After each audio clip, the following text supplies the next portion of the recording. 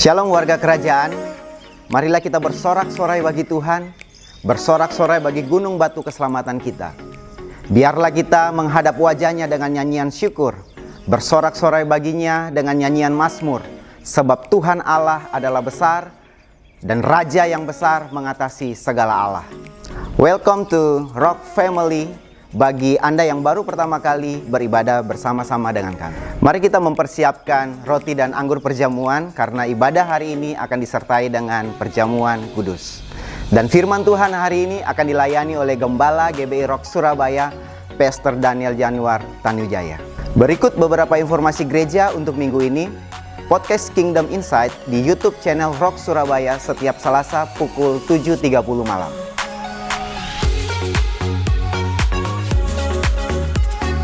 Kami juga mengajak jemaat untuk bersama-sama berdoa memuji, menyembah Tuhan dalam acara Kingdom Worship Night Jumat ini live di YouTube channel Rock Surabaya.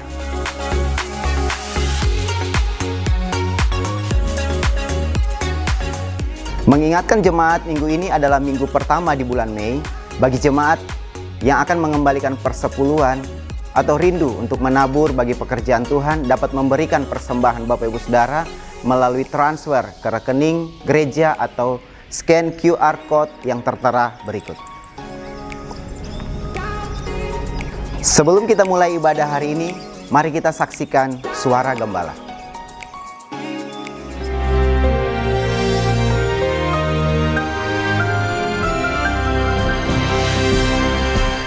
Shalom warga kerajaan, sungguh menggairahkan setelah kita memperingati kematian dan kebangkitan Tuhan Yesus. Dan sebelum dia naik ke sorga, yang akan kita rayakan nanti tanggal 13 bulan Mei. Dan kemudian pencurahan Roh Kudus tanggal 23 Mei pas hari Minggu juga. Maka saudara, apa yang dilakukan Yesus? Mulai dari dia bangkit dan selama 40 hari. Ya, bersama murid-muridnya. Saya bayangkan saya ada di rumput di sana. Ya, mendengarkan pengajaran daripada Sang Raja dan Sang Maha Guru ini. Tetapi puji Tuhan, melalui Roh Kudus kita tetap bisa belajar. Karena Roh Kudus adalah roh daripada Kristus sendiri. Nah saudara, apa yang dilakukan oleh dia? Injil Lukas disambung dengan Kisah Para Rasul pasal pertama menjelaskan bahwa apa yang dia lakukan adalah dia menampakkan diri berulang-ulang kepada murid-muridnya. Berulang-ulang.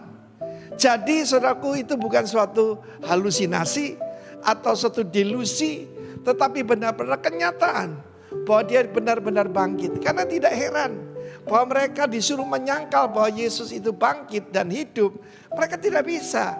Because that's a fact. Saudara, ucap syukur kita tidak mengikut dongeng. Dan apa yang dilakukan oleh Tuhan Yesus?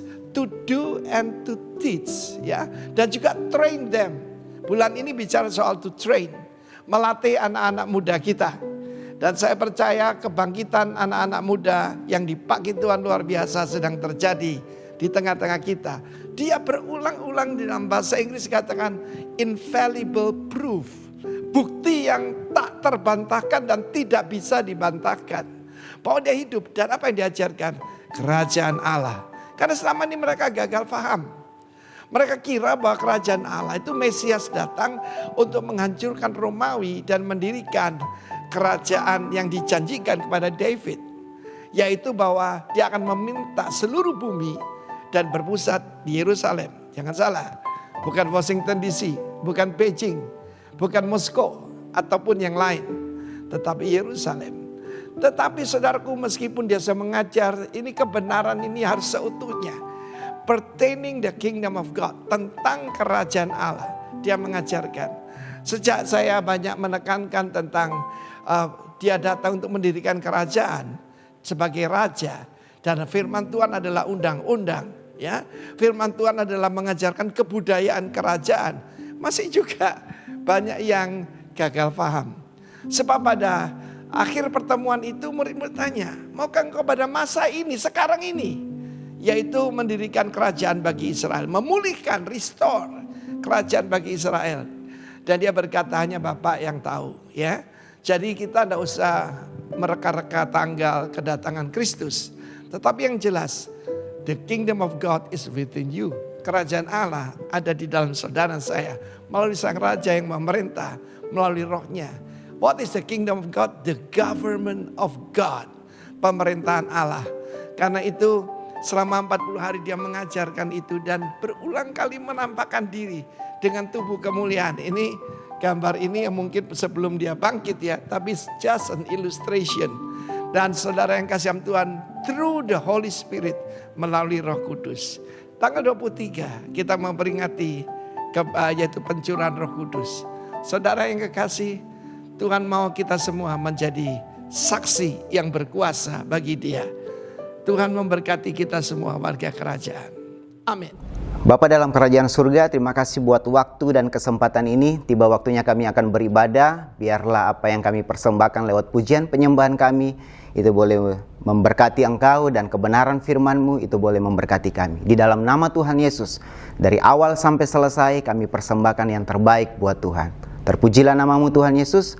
Haleluya. Amin. Selamat beribadah. Haleluya, mari memuji nama Tuhan bersama-sama. Sebab dialah Raja yang hebat. Haleluya. Engkau luar biasa dalam kehidupan kami Tuhan. Haleluya.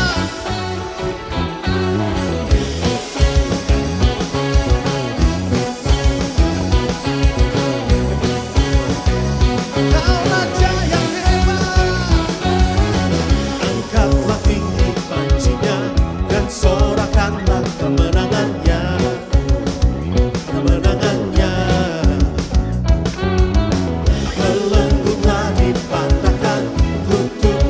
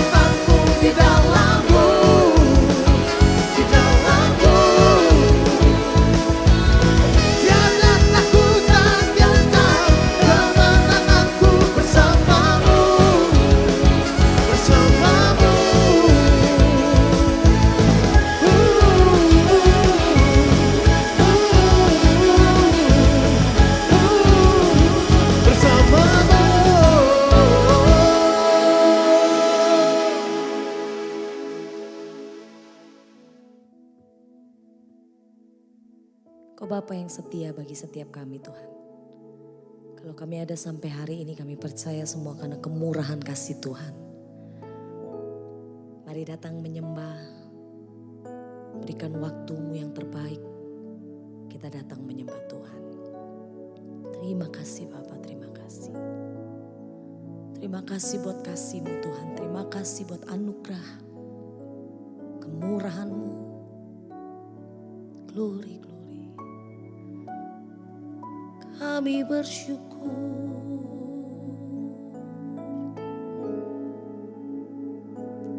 Syukur Yesus buat kasih-Mu. Terima kasih. Kami percaya Tuhan di dalam hadirat-Mu ada damai sejahtera, sukacita, pemulihan. Dan saat ini Tuhan kami buka setiap hati kami. Kami mau datang menyembah, bersyukur, berterima kasih. Yes.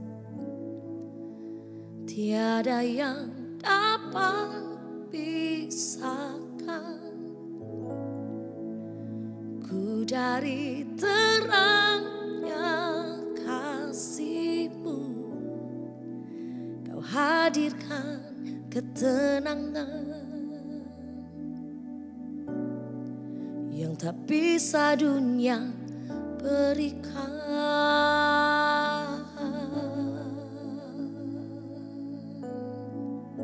Terima kasih Yesus Tuhan. Kini Kau pegang hidupku dan Kau hapus kesalahanku. Berharganya pengorbanan yang memberikan keselamatan. Kau hadir di setiap langkahku.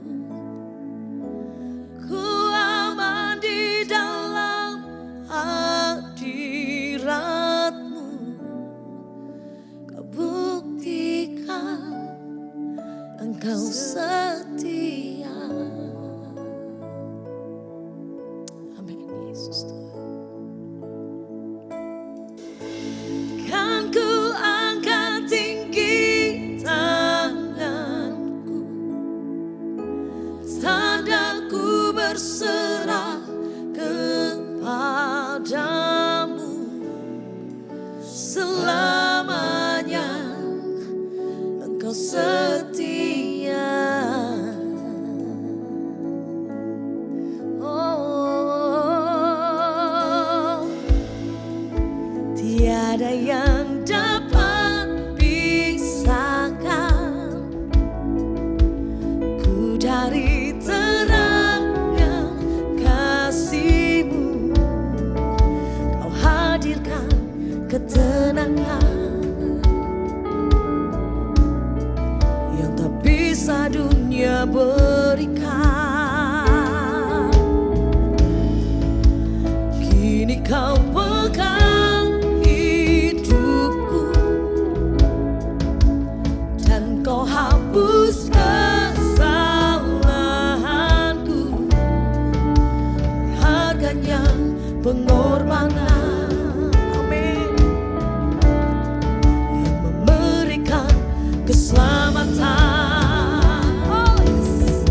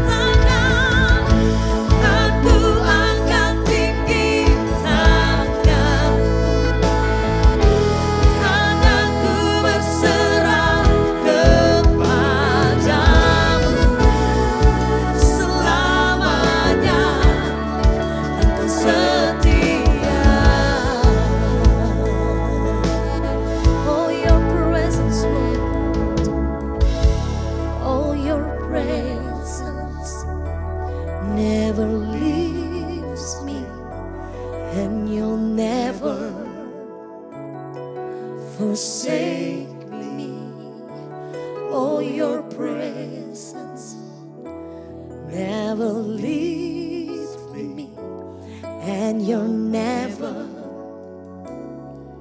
forsake me. Oh, your presence never leaves me, and you'll never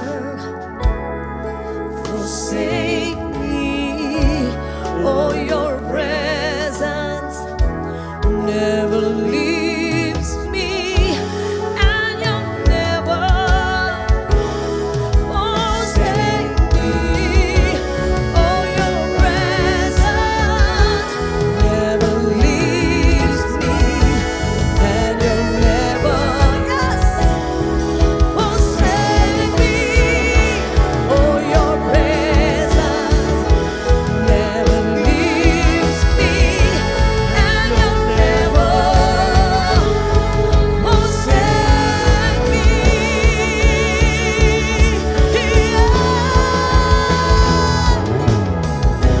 Kau hadir di setiap langkahku, ku aman di dalam hadiratmu.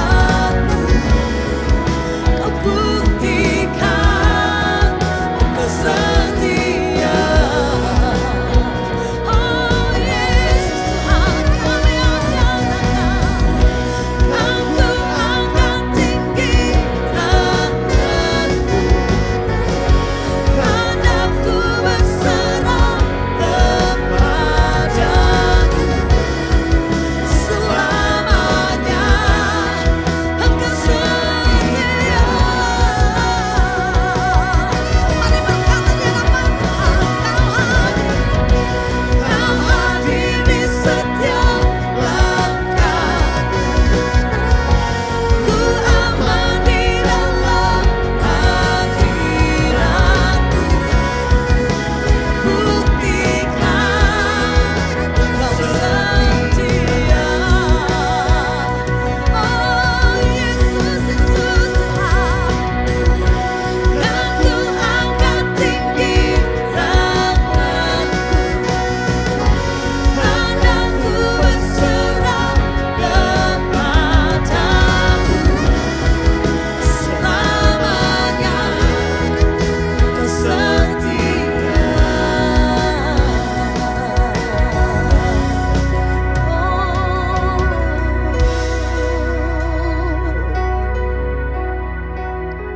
selamanya Kau setia.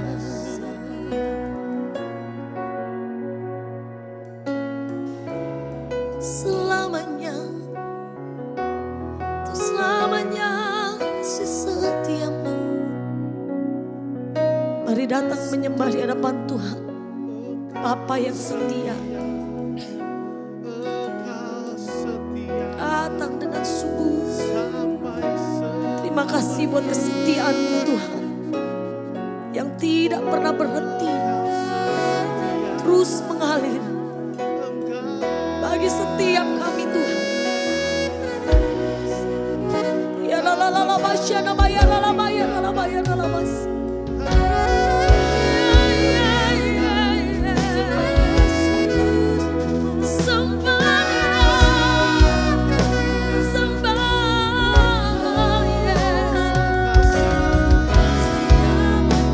Selalu ada bagi setiap kami.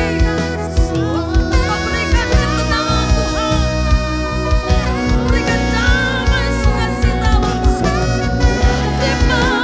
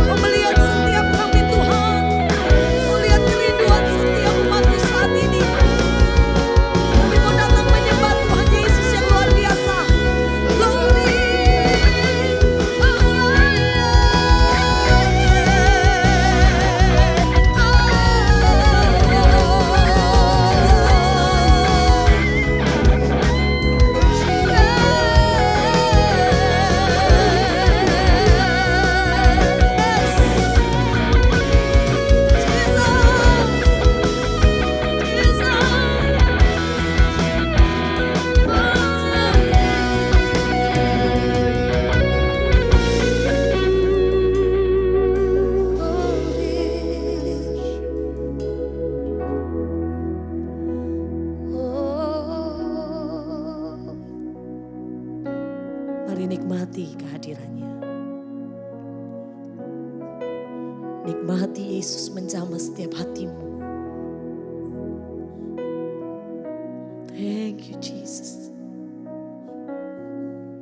Thank you Lord. Terima kasih Tuhan. Syakana mayara mayara mayara. Terima kasih Yesus.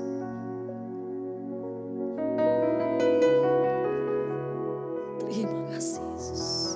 Syakana mayara mayara mayara mayara.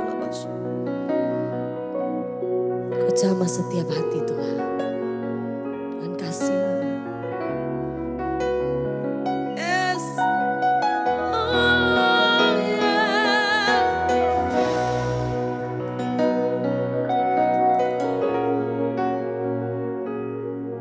Yes, Jesus. Yes.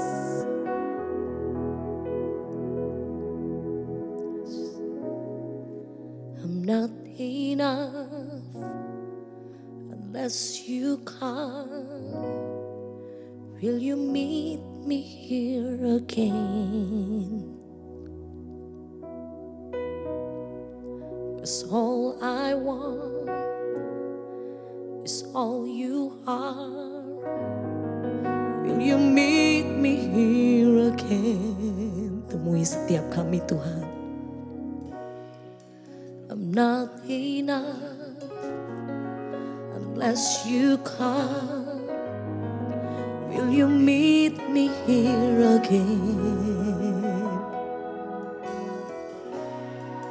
'Cause all I want is all you are. Will you meet me here again? I'm not enough. I'm not enough unless you come. Will you meet me here again? Yes. 'Cause all I want is all you are. Will you meet me here again? I'm not enough unless you come. Will you meet me here again? 'Cause all I want, yes, is all you are. Will you meet me here again? Not for a minute was I forsaken. The Lord is in this place. The Lord is in this place. Come, Holy Spirit, drive us awaken. The Lord is in this place. Yes, the Lord is in this place. Not for a minute. Not for a minute was I forsaken. The Lord is in this place. The Lord is in this place.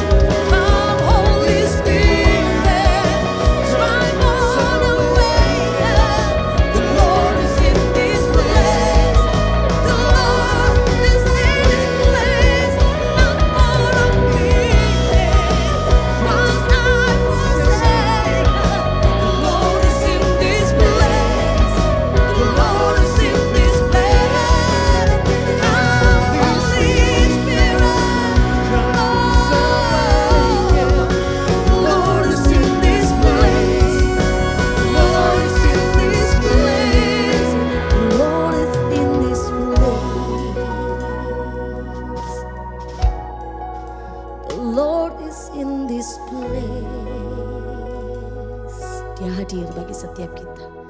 The Lord is in this place. Come and see. The Lord is in this place. Sekali lagi angkat suaramu, katakan. The Lord is in this place. Terima kasih buat kehadiran-Mu Tuhan. Terima kasih untuk jamahan-Mu.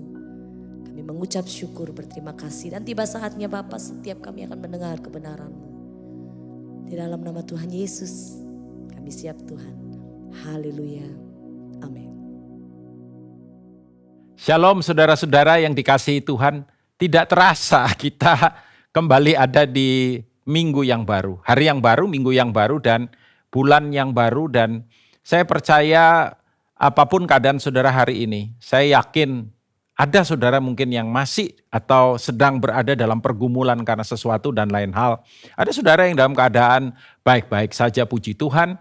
Tetapi saudaraku, apapun kondisi dan keadaan kita, percayalah bahwa rancangannya, rencananya, kehendaknya itu dahsyat, mulia, dan ajaib bagi kita semua. Kenapa saya bisa yakin demikian? Karena inilah yang saya mau share kepada saudara hari ini, yaitu bagaimana kita membawa akan kebenarannya itu ada di dalam kehidupan kita.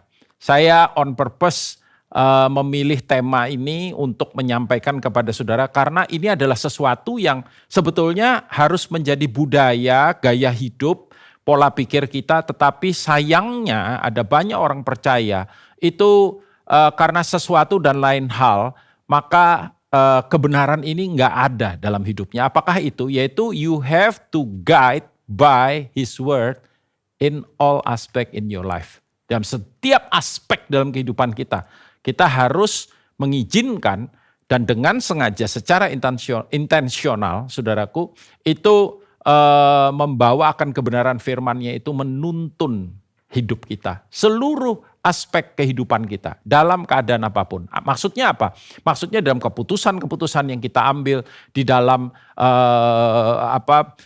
pertimbangan-pertimbangan kita, di dalam menentukan arah kehidupan kita, atau ketika kita harus memutuskan sesuatu dalam hidup kita. Firman itu harus menjadi patokan utama bagi kita semua.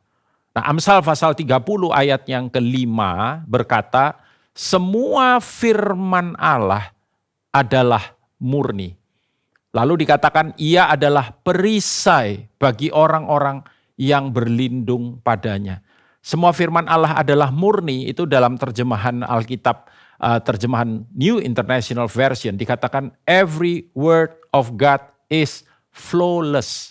Every word of God. Setiap perkataan Tuhan, firman Tuhan itu tanpa salah. Flawless. Kenapa flawless? Jelas dong. Karena itu adalah merupakan perkataan daripada Tuhan sendiri. Tuhan tidak pernah salah. Dan firman-Nya juga berkata tadi, ia adalah perisai. Perisai itu apa? Perisai ini gambaran tentu saja, ya.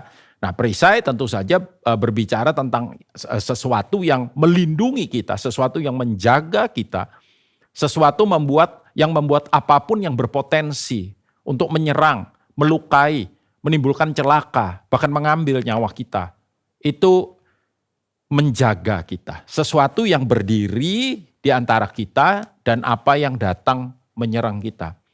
Itulah shield atau perisai. Dan Alkitab berkata setiap firman yang tadi dikatakan flawless, tanpa salah itu, melindungi kita dan menjaga kita. Tetapi lebih daripada itu, saudara bayangkan bayi yang baru dilahirkan, itu membutuhkan banyak hal dalam pertumbuhan.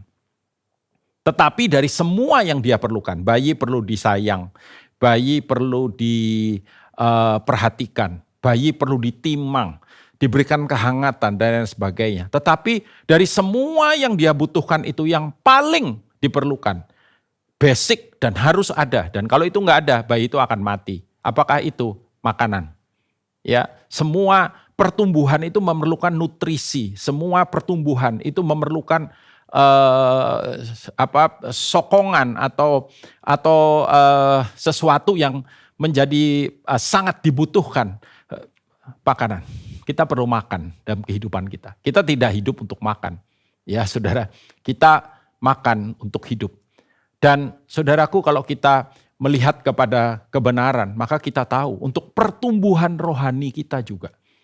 Saudara, hati dan pikiran kita itu hanya bisa strong dan ada dalam arah yang benar, jalur yang benar.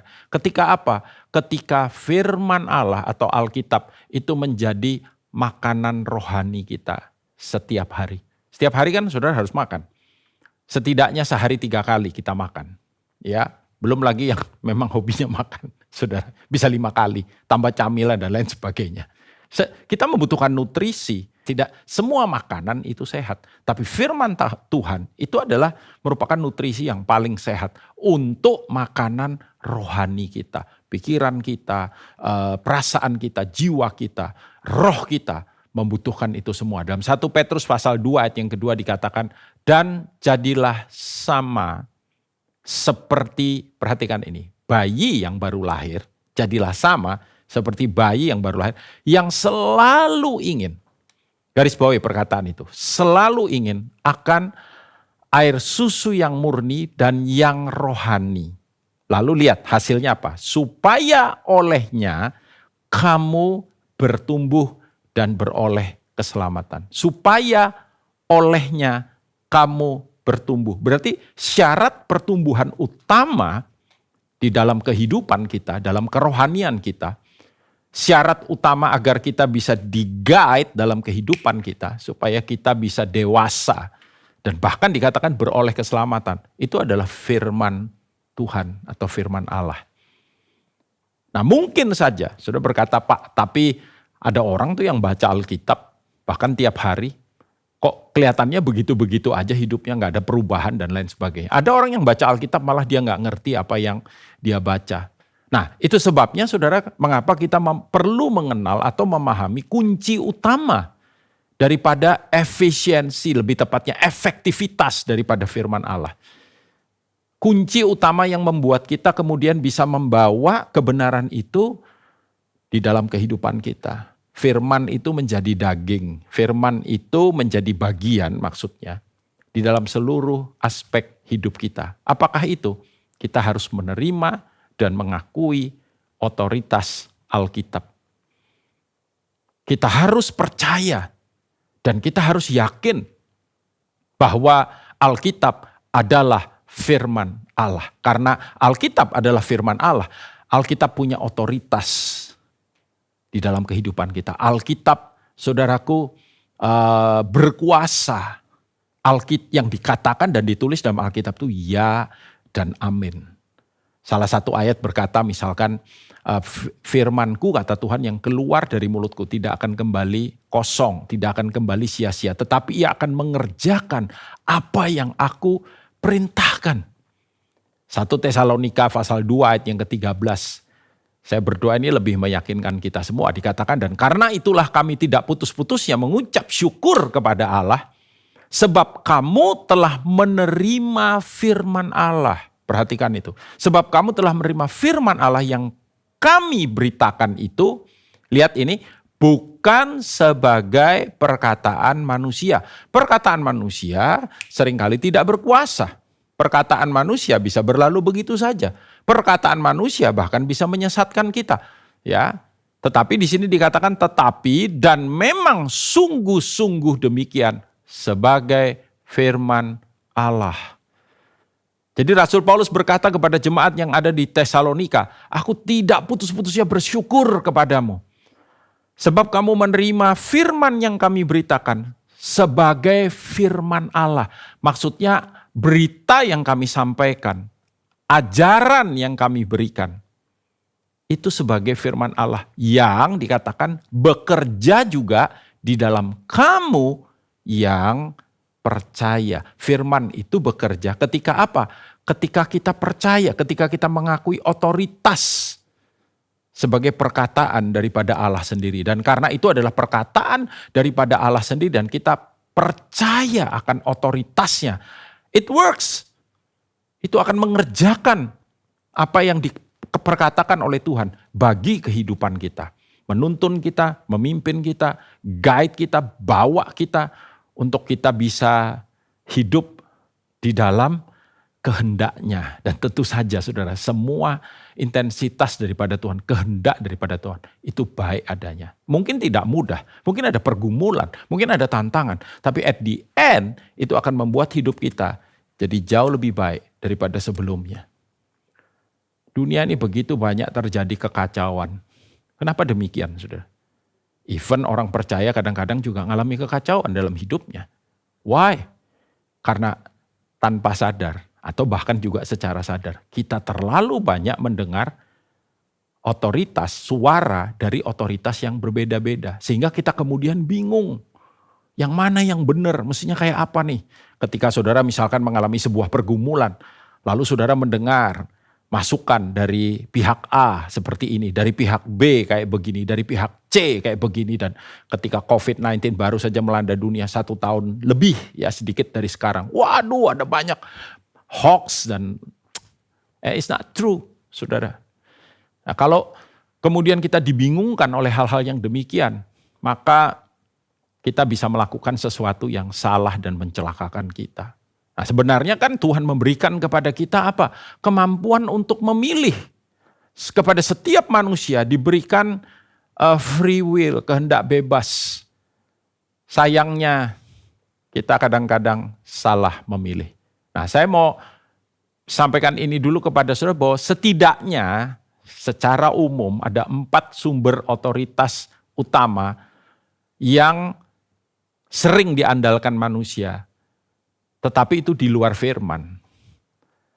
Maksudnya begini, 4 hal ini saudaraku tidak selalu sejalan dengan firman. Saya tidak berkata bahwa semua ini semuanya pasti buruk, pasti jelek, pasti nggak bagus, pasti salah. Tidak. Tapi ada hal-hal di dalam yang berpotensi menghasilkan kekeliruan, kesesatan bahkan di dalam kehidupan kita. Nomor 1, apakah itu? Otoritas budaya, ya. Tidak semua budaya adalah budaya kerajaan sorga. Tidak semua budaya adalah budayanya Tuhan sendiri. The culture of a son, budaya sang putra. Budaya, the kingdom culture, budaya kerajaan. Mereka yang mengikuti otoritas ini seringkali berkata begini, kan semua orang melakukan itu. Semua orang percaya, semua orang mengerjakannya. Semua orang melakukannya. Padahal di dalam kitab Keluaran pasal 23 ayat yang kedua misalkan. Alkitab memberikan peringatan kepada kita. Janganlah engkau turut-turut kebanyakan orang. Perhatikan itu. Jadi tidak mesti, ini yang saya maksud. Tidak mesti kalau banyak orang melakukan. And then itu merupakan sebuah keabsahan bahwa hal itu adalah benar. Nah, kalau orang cuma ikut-ikut aja, ada satu orang mungkin yang sangat dipercaya dan ya diyakini apa yang dia lakukan itu adalah benar. Semua ngikuti benar, lalu itu menjadi benar. Tidak demikian, saudara. Jangan engkau turut-turut kebanyakan orang melakukan kejahatan. Dan dalam memberikan kesaksian mengenai sesuatu perkara, janganlah engkau turut-turut kebanyakan orang membelokkan hukum. Jadi orang yang tadi berkata di depan, kan semua orang melakukannya, kan semua orang mengerjakannya, apa anehnya? Hati-hati. Tidak mesti yang dilakukan orang itu juga salah, enggak. Tapi kalau patokannya hanya kebanyakan orang, sama seperti misalkan begini, anak kita baru lulus SMA, lalu kita tanya sama dia, nanti kamu mau ambil jurusan apa waktu kuliah? Kamu mau kuliah di mana? Misalkan dia berkata, pick up satu jurusan yang paling umum, misalkan ekonomi. Saya mau masuk fakultas ekonomi. Lalu saudara nanya, kenapa kamu pilih fakultas ekonomi? Lalu dia berkata, karena teman-teman saya semuanya milih ekonomi. Banyak teman saya yang kuliah di fakultas ekonomi. Apakah itu benar bahwa pilihannya dia adalah pilihan yang tepat bagi hidupnya? Belum tentu kita tahu. Semua yang dilakukan orang, yang banyak-banyak itu, tidak harus selalu dituruti. Karena itu belum tentu benar. Itu bisa lead us, guide us into the wrong place, ya, tempat yang salah atau wrong act, tindakan yang salah, dan wrong result, hasil yang juga salah. Number 2 yang kedua, saudara. Otoritas yang kedua namanya tradisi.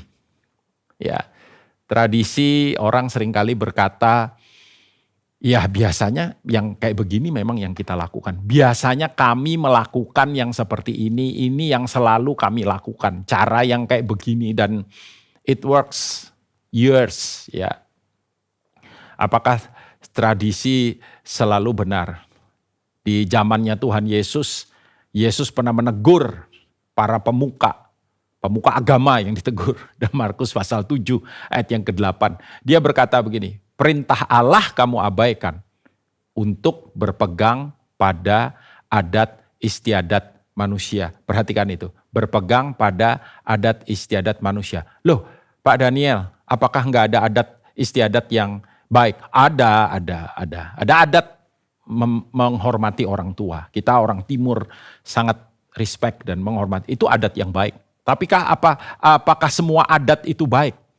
Apakah semua tradisi itu baik? Tidak. Kita tahu ada tradisi yang salah, bahkan ada tradisi yang bodoh, ada tradisi yang paling berbahaya lagi apa? Opposite with the word of God. Bertentangan dengan firman Tuhan. Tradisi-tradisi yang dikembangkan, yang idenya itu dari penguasa kegelapan. Bukan not from the kingdom of light, tidak dari kerajaan terang, saudara. Ya. Lalu kemudian apa lagi? Ini yang paling sering dan ini yang paling berbahaya buat kita. Logika. Ya. Dan sumber otoritas ini sering kali kita dengar dan paling dipercaya oleh orang modern, postmodern ya hari ini. Saudara, dikatakan masuk akal. Rasional. Logis banget. Ya, sering nggak saudara dengar perkataannya? Logis banget, masuk akal. Oke, saya tentu saja tidak menentang sesuatu yang sifatnya logis, sesuatu yang sifatnya masuk akal, sesuatu yang sifatnya rasional. Saya juga punya rasio, kalau Tuhan kasih kita otak, memang otak harus dipakai. Ya. Tapi kalau kemudian yang rasio itu tidak sesuai dengan firman Tuhan, yang rasional itu. Sebagai contoh misalkan kita tahu ada filsafat di dunia ini, ada teori-teori di dunia ini yang bertentangan dengan Alkitab, yang bertentangan dengan kebenaran. Mana yang kita pilih?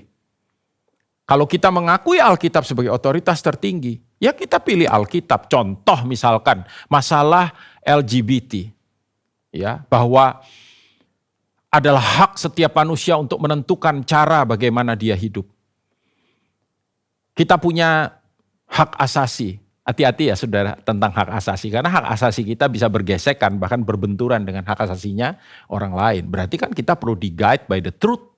Dituntun oleh kebenaran. Tidak sekedar kita bisa memakai logika kita untuk memutuskan semuanya. Ada hal-hal di dunia ini yang secara logika tidak bisa diselesaikan. Tidak bisa diatasi. Kenapa? Karena logika kita terbatas, karena akal kita terbatas, karena kemampuan intelijensi manusia terbatas. Sebabnya kita perlu penuntun yang lain agar kita bisa bijak di dalam menjalani kehidupan kita. Dalam kitab Amsal 16 ayat 25, firman memperingatkan kita. Dikatakan demikian, ada jalan yang disangka lurus, Hati-hati ya saudara. Pola pikir kita, otak kita bisa menipu kita kalau kita nggak hati-hati. Tetapi ujungnya menuju maut. Terjemahan NIV berkata demikian, there is a way that seems right to a man. Seems right to a man. Ya, kelihatannya benar untuk manusia. But at the end, it leads to death. Memimpin kita pada kematian. Makanya contoh misalkan saya pernah melihat dan membaca sekalipun tidak semua yang dia tulis benar, ya. Tapi ada satu buku yang berjudul The Art of Thinking. 99 sesat pikir. Jadi orang tuh kadang-kadang bisa dibohongi oleh apa yang dia pikir tuh logis. Sekali lagi saya kasih disclaimer, saudara, bahwa tidak semua yang ditulis benar. Tapi ada beberapa yang harus kita perhatikan. Sebagai contoh misalkan ada orang yang pengen merubah bentuk tubuhnya dan dia memilih olahraga apa kira-kira yang tepat. Singkat cerita dia memilih olahraga renang. Karena semua atlet renang itu keren-keren badannya. Dan setelah sekian lama dia berolahraga renang, dia mungkin berat badannya berkurang tapi badannya tidak seideal perenang-perenang yang ada. Lalu dia bertanya mengapa demikian. Dia lupa bahwa perenang-perenang itu memang dituntut untuk punya badan seperti itu untuk bisa berprestasi dalam olahraga renang. Jadi bukan olahraga renang yang merubah badannya, tapi badannya udah memang begitu untuk fit for that kind of sport. Ya, jadi itu yang disebut dengan sesat pikir. Tapi firman tuh nggak pernah salah, saudara. Lalu yang keempat, ini yang paling susah dirubah kadang-kadang. Apa itu? Keyakinan pribadi. Ya, ada orang yang berkata saya percaya, soalnya saya yakin dengan hal. Saudara, kalau keyakinan memang paling sulit ya. Bahkan ketika kita mencoba untuk berdialog dan berdiskusi dengan sehat, dengan cara yang benar. Kadang-kadang keyakinan itu kemudian yang membuat kita nggak bisa mencapai sebuah kesepakatan. Contoh, kalau saya berkata begini, saya yakin bahwa mimbar ini adalah Tuhan. Siapa yang bisa merubah keyakinan saya? Kecuali diri saya sendiri. Sehingga ketika kita itu berdiskusi atas dasar keyakinan, selalu yang terjadi adalah debat kusir, atau pertengkaran, atau pembicaraan yang tidak ada ujung pangkalnya. Nah, Alkitab menulis tentang satu masa di mana kemudian orang meyakini apa yang dia lakukan yang dianggap benar dan tebak hasilnya. Chaos, kekacauan. Hakim-Hakim 21 ayat yang ke-25. Pada zaman itu tidak ada raja di antara orang Israel. Nggak ada pemimpin yang benar, nggak ada pemimpin yang baik. Dan dikatakan begini, setiap orang berbuat apa yang benar menurut pandangannya sendiri. Setiap orang berbuat apa yang benar menurut pandangannya sendiri. Kalau orang Surabaya bilang, sakarepe dewek, yang dia pikir benar, keyakinan pribadinya ini. Saya yakin, belum tentu yang saudara yakini itu terjadi. Belum tentu yang saudara yakini itu benar. Belum tentu yang saudara yakini itu baik. Hati-hati dengan keyakinan pribadi. Sebabnya sekali lagi saya mau menekankan hari ini. Firman sederhana ini saudara. Bahwa satu-satunya sumber otoritas utama yang dapat diandalkan bagi hidup kita hanya satu. Apakah itu? Firman Allah. Karena itu cintailah Alkitab saudara. Jangan biarkan Alkitab saudara ada di rak buku saudara berdebu. Dan kalau dulu kita ke gereja bawa Alkitab cetakan. Anyway saudara, sekarang semua itu ada di gadget kita. Ya. Untuk jadi lebih praktis. Tapi memang ketika kita membaca Alkitab kita di gadget kita kadang-kadang ada gangguan-gangguan. Bisa ada gangguan, saudara sedang membaca kusuk, tiba-tiba WA masuk, tiba-tiba email masuk, tiba-tiba line masuk, tiba-tiba ada orang yang telepon. Sehingga kemudian kita harus pause itu dan saudara lebih mengutamakan yang ada itu daripada apa yang sedang kita baca. Jadi memang ada baiknya kalau mungkin saudara membaca itu dari Alkitab cetakan. But saya nggak kemudian mengharuskan. Intinya adalah cintai firman Tuhan. Utamakan firman Tuhan. Jadikan firman Tuhan prioritas dalam kehidupan kita. 2 Timotius pasal 3 ayat 16 dan 17 berkata demikian. Segala, why itu tadi ya.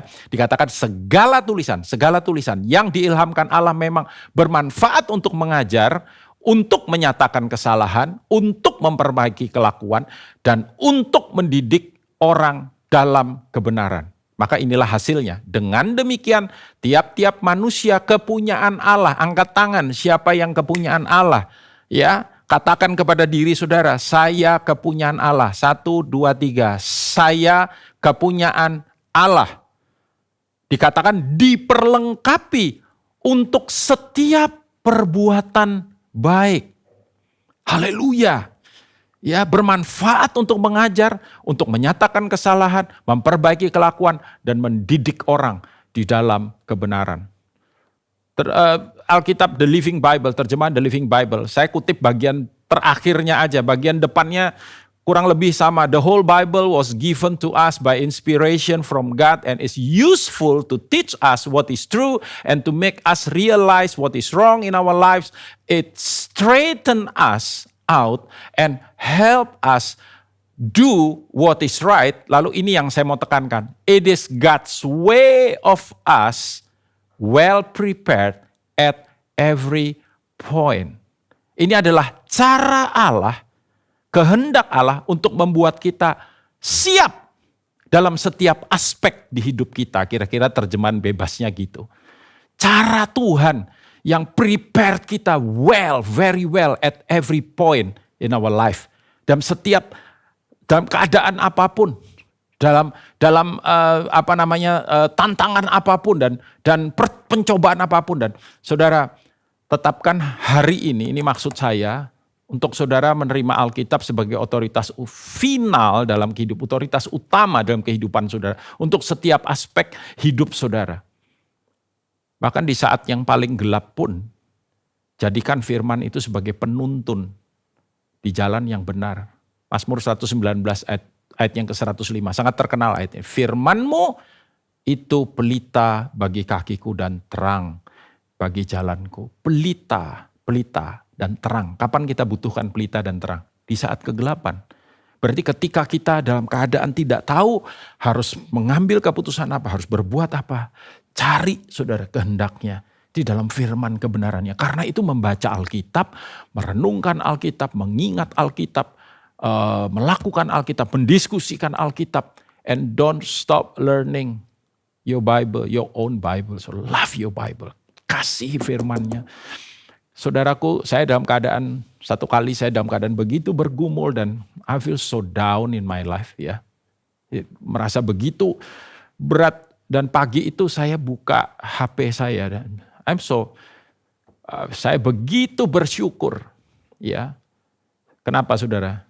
Karena saya tiap hari dikirimi, saya baca Alkitab tapi saya juga dikirimi renungan dan firman dan somehow saya percaya itu pesan dari Tuhan. Semua yang saya baca renungan itu, dari grup rock internasional, dari Bu Vivi seringkali taruh di grup rock internasional itu kutipan firman Tuhan. Terima kasih Cik Vivi.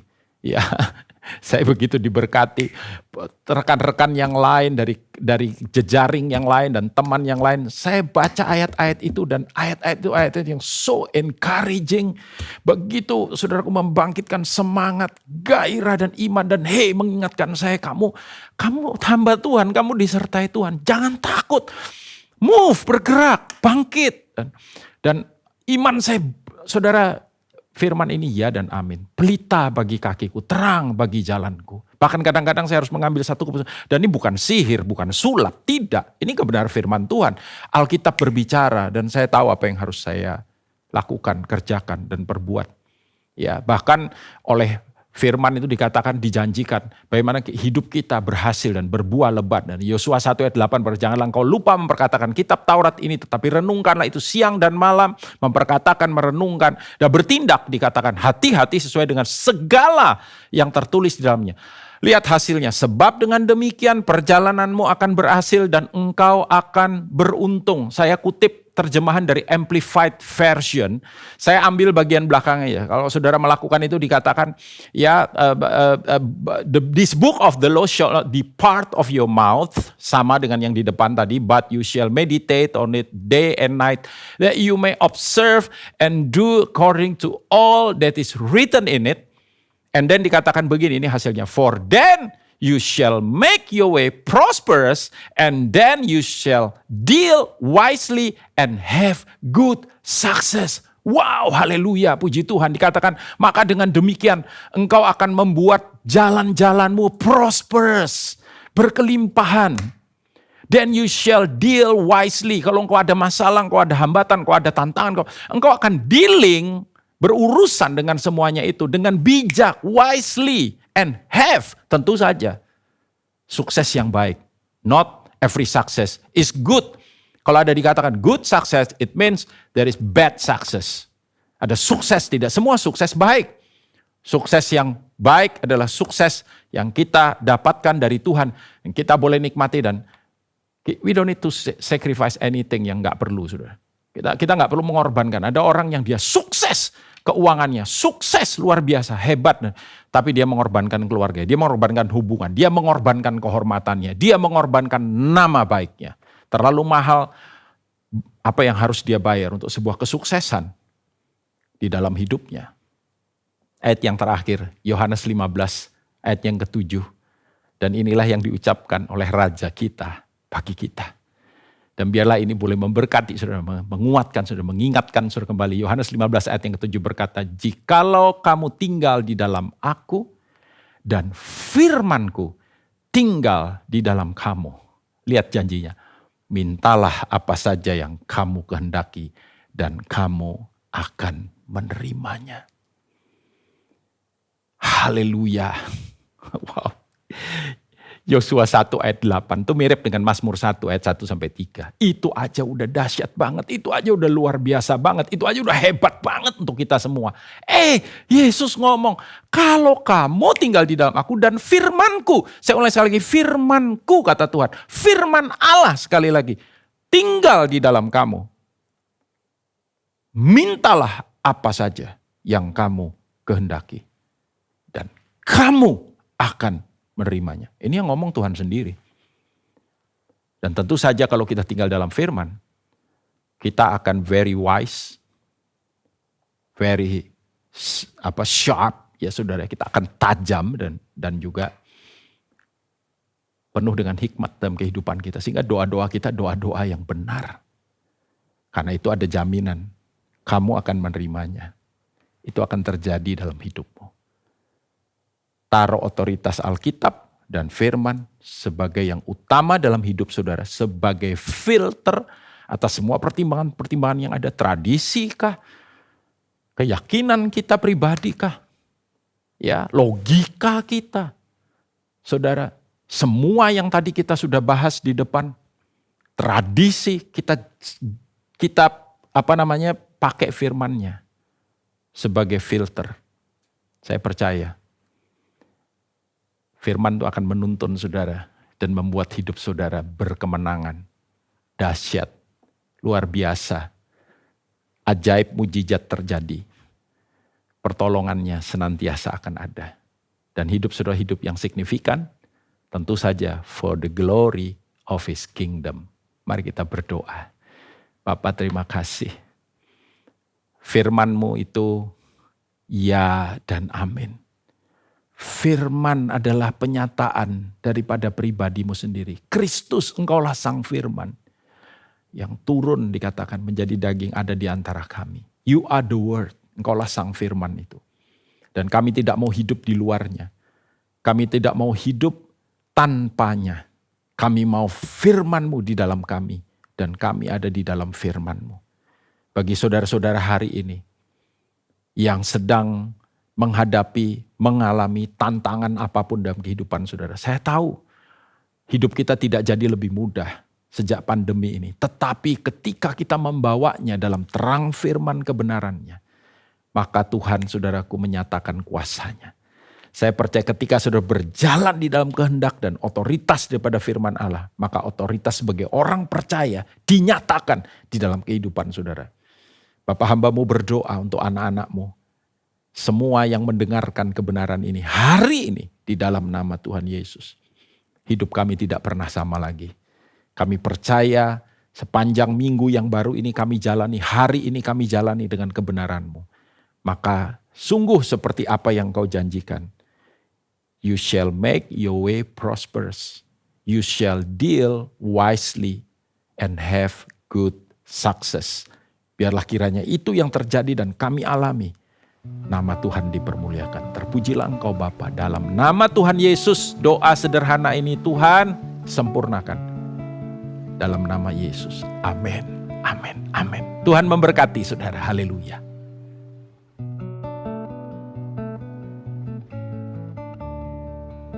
Saudara, kita akan masuk dalam perjamuan sekali lagi. Dan mengapa kita melakukan ini setiap minggunya?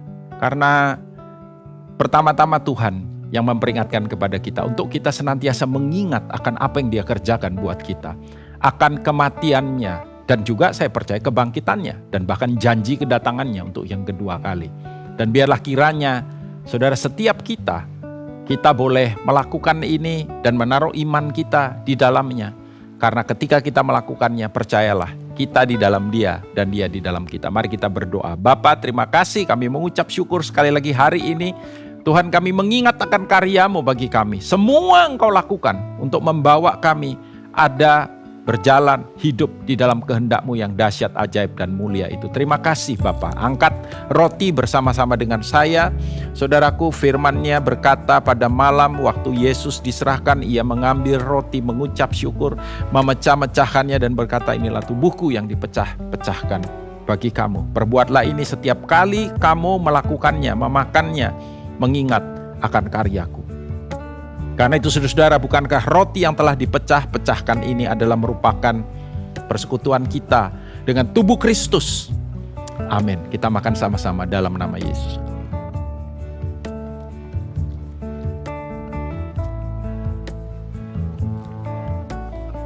Angkat anggur bersama-sama. Demikian juga Ia mengambil cawan yang berisi anggur, lalu berkata, inilah cawan perjanjian baru yang dimeteraikan oleh darahku. Buatlah ini sekali lagi, mengingat akan karyaku.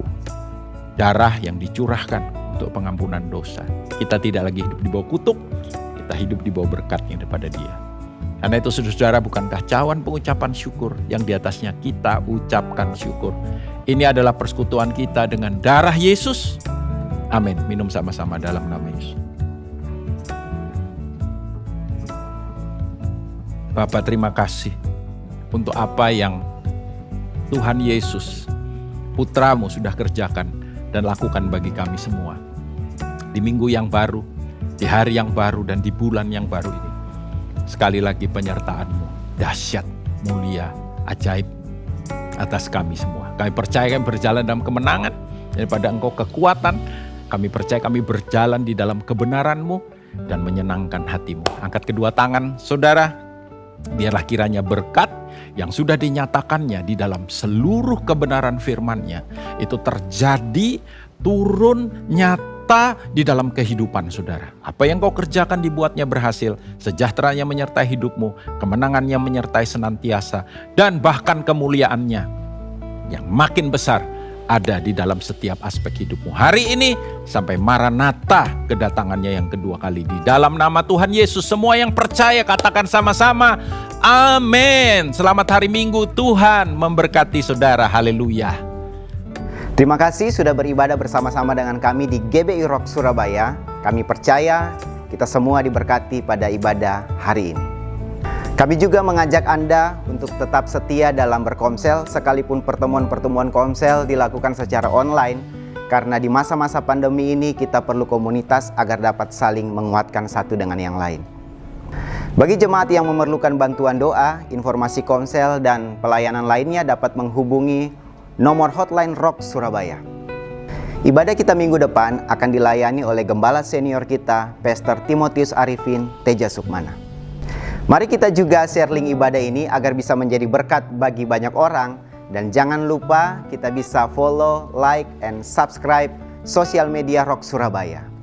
Sampai jumpa minggu depan. Selamat hari Minggu, Tuhan Yesus memberkati.